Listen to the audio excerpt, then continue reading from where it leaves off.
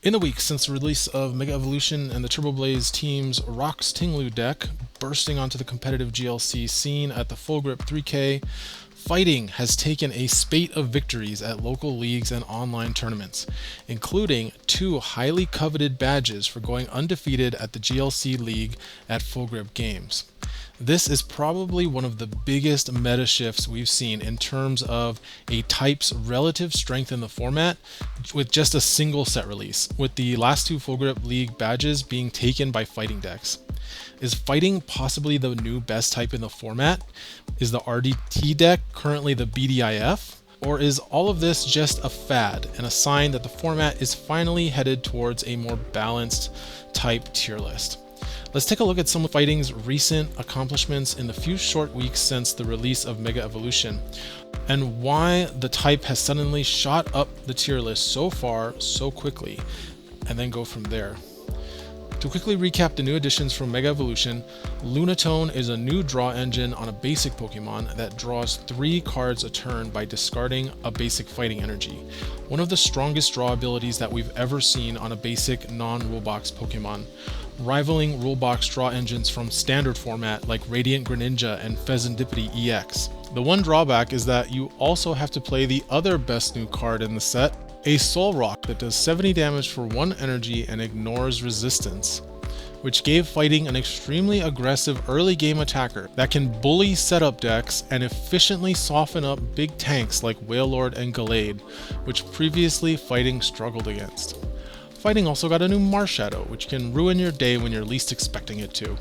a new version of Fog Crystal to find its Pokemon and energy, a new damage boosting item in Premium Power Pro, and all of this perfectly rounds out fighting's existing suite of low to the ground attackers and damage boosters. And we now have RDT, which has the flexibility to be an aggro deck, a spread deck,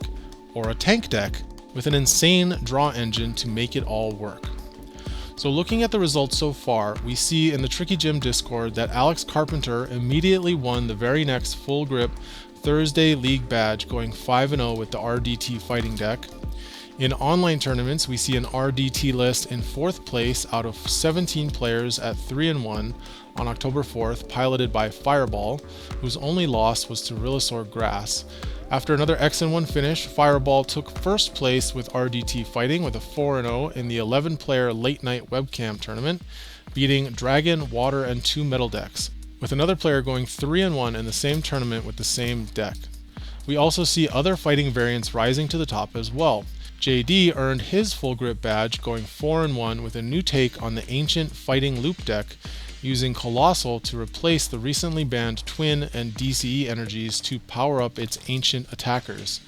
And in the most recent 9-player Cardboard Warriors event, the top 3 decks were some variation of Garganacl fighting, with Mickey going 3-0 with a deck including Machamp,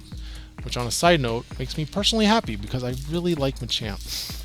So it's not just a single fighting archetype doing well, it's not just the RDT deck that's winning.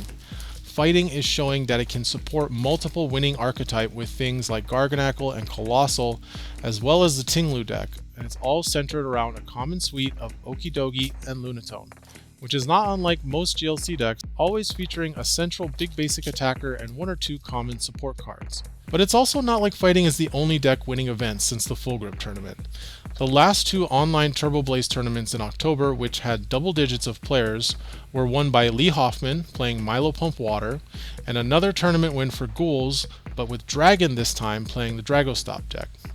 Although it definitely should be noted that both of these players in these tournaments were able to dodge the fighting decks completely to get their 4-0 records. Mickey also won a 10-player Cardboard Warriors tournament with a 3-0 Dragapult Psychic deck, and took down Fireball's RDT list in the final round to do it. The meta is also definitely reacting to fighting's presence after what was seemingly an initial lack of respect for the type.